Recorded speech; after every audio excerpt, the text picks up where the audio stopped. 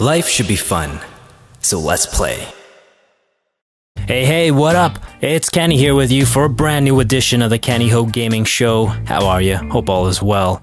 And today, we're having a look at a game that I wasn't actually going to buy. I buy every iteration of it every year, but for whatever reason, I wasn't going to do it this year. But then it was on sale the other day, so I picked it up anyway. And that's NBA 2K17, and today we're going to have a look at the brand new My League expansion mode. Last year, there was something similar to it. There's the team relocation option, where you got to take an existing team, move it to a different city, give it a new identity, give it a new arena, give it new uniforms, which is basically what this is this year, but instead of moving a team, you can add up to 6 new ones, but I just added 2 because I don't know how they're going to populate a league of 36 teams. I don't want a bunch of fake players running around, so I just added 2. And as you can see, there's a lot of cities that you can expand to.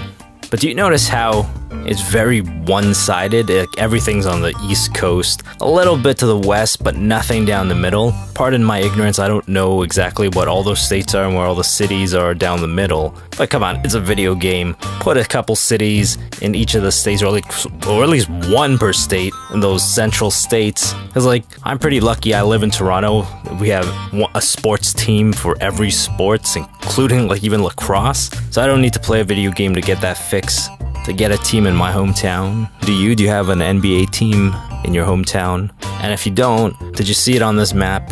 Hopefully you did. And hopefully you weren't one of these central states that got neglected. I don't have to fulfill a fantasy about having a team in my home city, but rather I'm fulfilling a fantasy of mine, getting back the second team in Canada, the Vancouver Grizzlies. They of course moved to Memphis because it didn't work in Vancouver the first time, but I'm a firm believer things are different now. They could easily have a team out in Vancouver. There's a lot of people and a lot of money in that city and a lot of sports interest. So today I'm creating a team in Vancouver, downtown Vancouver. So let's have a look. And do you remember a few videos back I was talking about if a developer has a crappy customization and creation tool? We're not dumb, we're gonna know. We're gonna notice it's no good. But I should also add the opposite of that. When you have a really great creation tool, the player's gonna know, and we're gonna recognize that. And NBA 2K17 has an amazing creation tool here. Now I don't get into it in this video, but you can see up top the community uploads and my images tab. So basically what that means is you can upload an image of your own and use it as a logo. It could be a logo you created yourself, a picture of your face, a picture of your pet even. Whatever you want it to be, whatever you can think of, you can use. And that's one of the marks of a truly great creation tool. If the player can think it up, they can make it. And that's what we have here.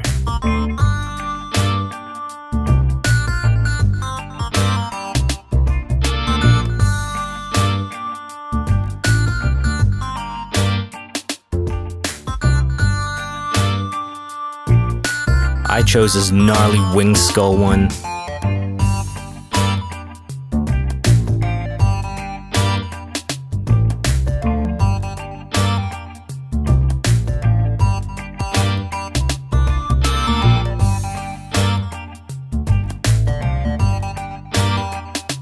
Made it black, blue, and white.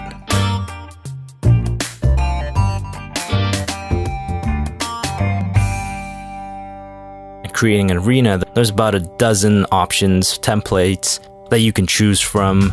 And as you can see right there, each building has a different capacity, which I don't think in this game really matters. I know a few years back, the show MLB was so in-depth where you could sell tickets, sell merchandise, so it was in your best interest to have a higher capacity so you could sell more tickets and make more revenue that way. But I'm pretty sure it's not a thing in this game. I just got this, I haven't looked into it, but I don't recall that being a thing.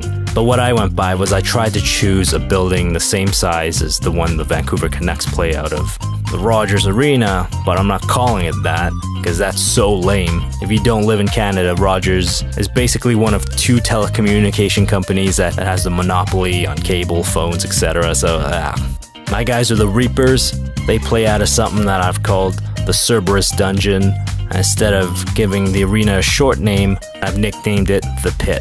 I'm going to show you a lot of the things that you can do to your own court if you ever do get this game or have it and just never tried this mode out. And as I said, This is a really strong creation tool. There's a lot of different aspects for you to customize. Basically, every line of paint you can customize to your delight.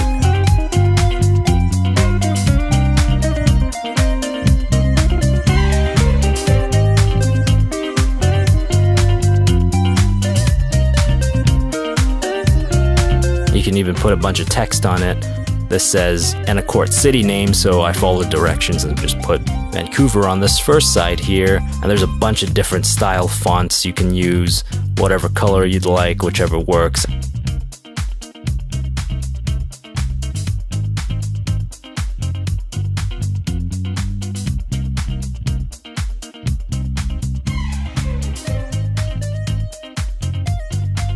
And I just made everything the team colors.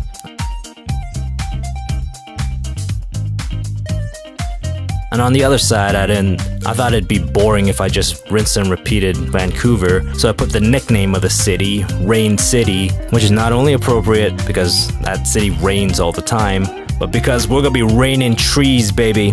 So Rain City it is.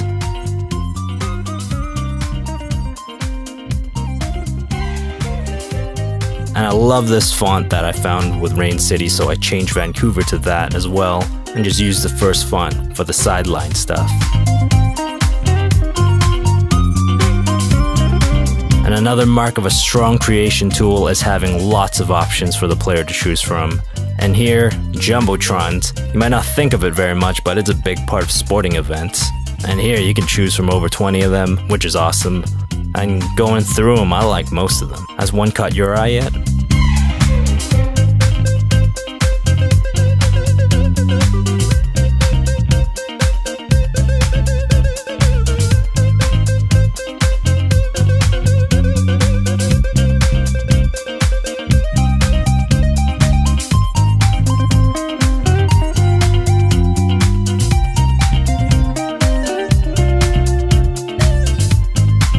This is the one I ended up going with. I think it looks sleek. There's a lot of large screens on it, bright.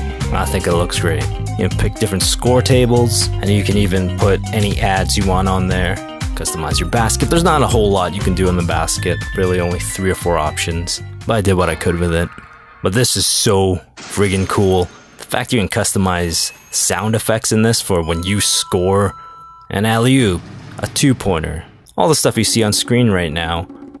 You know, it's a nice attention to detail that makes your building feel unique to you and your taste. I would say the one knock on it would be it'd be amazing if you could upload your own sounds, throw some MP3s up there. I think I'd have a lot of fun with that. But as is, it's pretty cool. Maybe they'll do that for the next edition.